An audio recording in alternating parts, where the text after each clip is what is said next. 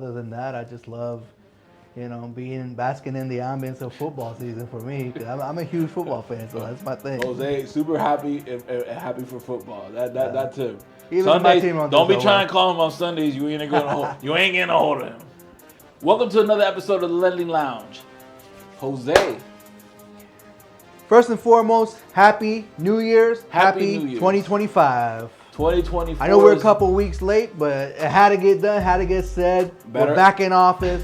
Time to get this show back on. Better late than never. We took a little extended vacation. We thought we were much needed vacation. We were no longer needing to work, and then reality hits, and you're like, oh no, I gotta go. Gotta get back to work, man. The holiday season's over, man. You gotta get that. Yo, it's because I love the holiday season. It's probably the best time of the year, right? So for me, best time of the year is starting in football season, right? So football season begins, college, NFL, all that. We got not only football season, we got basketball, we got hockey, we got baseball. Like everything's in that October season time, and you get to see the finalities of all these different seasons coming to a culmination. And it's a beautiful time of the year. My birthday's in October. We got Thanksgiving. We got Christmas. We got New Year's. And it just keeps getting better and better. Now we're getting into the playoffs now. We're in playoffs in football season. So, I love the end of the year. It's my favorite time of the year. I'm sure there's a lot of favorite times for a lot of people, and just one of the biggest things for me. So, at the end of this year, it's just like one of these things where if I'm not working, I'm enjoying time. And if I'm still working, I'm enjoying because I did close several loans this past at the end of the year. And I've already closed one to start out the new year, so that's a great thing. I think, it's just great times. Anything exciting over the weekend? Like obviously your birthday, the holidays, seeing family. Anything else stand out over the holidays for you? I mean, just family. Being able to spend time with the family, I think is so important. It's a great time to reflect on what you're thankful for.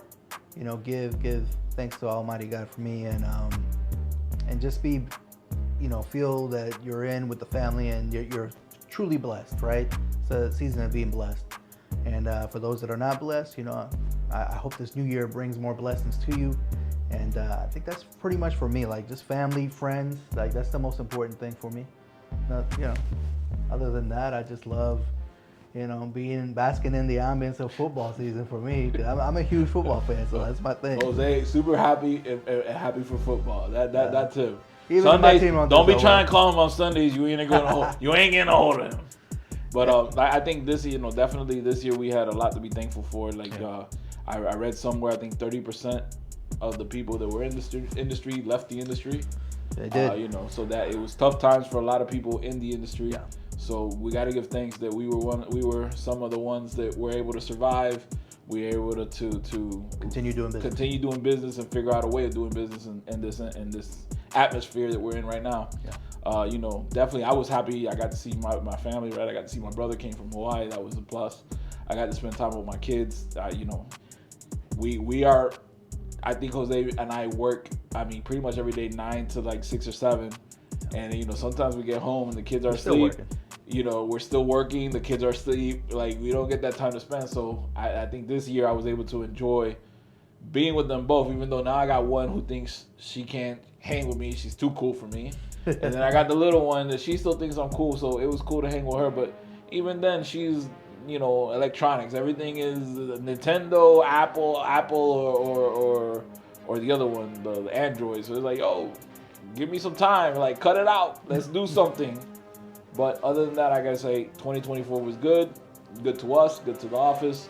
For sure. And in a time where it's down season, I think we still continue doing business as always, and maybe not as good as previous years, but still good enough to get us by. And continue going. I stay positive. I think that I had a great year. We had a fantastic year, but it's still a great year. It was a fantastic year. For me in the down year, it was still fantastic. Yeah. They said that I think it was $2 trillion or something like that. Loans got done last year. So there's business out there. They're projecting 2.25 this upcoming for 2025. Yeah, absolutely. So if you know somebody that's looking to buy or refinance a house, give us a shout.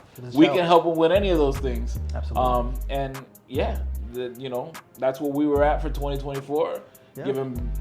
Thanking God for 2025. Another day of lives, another day of blessings. That's right. And we hope to continue doing this podcast this year. And, you know, again, if you know anybody looking to buy, refinance, HELOC, or just financial advice, give us a shout. Absolutely. You know, and one thing I want to say is, guys, start sending questions again. We want to know exactly what everybody's thinking out there. In order to make this show work the right way, ask us some questions. Like, don't be afraid. You know, send messages. DM it. We don't have to like shoot, like, you know, if you don't want to be like, oh, this person sent me this comment, it's okay. Just to give us a topic to talk about and discuss. What's in your mindset? What is it that you want? What are your goals? What should we highlight on this show in 2025? Because I think that's important to stay in the end, know the state of business, and at the same time know exactly what our clientele is seeking. Because I mean, there's a lot of misinformation out there. We want to break there's a huge misinformation. Like, we see it on the daily, whether it's TikTok, Instagram, LinkedIn, Facebook, Twitter, X, whatever. Like, there's a ton of information out there, and I would say about 80% of it is wrong. Yeah. When it relates to our field. Like, I don't know about any other field, but when it comes to our field, I feel like 80% of it is wrong. It's not that somebody's fibbing to you, but I want to say there's a little bit of correct information with like 80% of it being wrong, and then there's a small smidget, I guess, of some information. To me, it's more of the game telephone.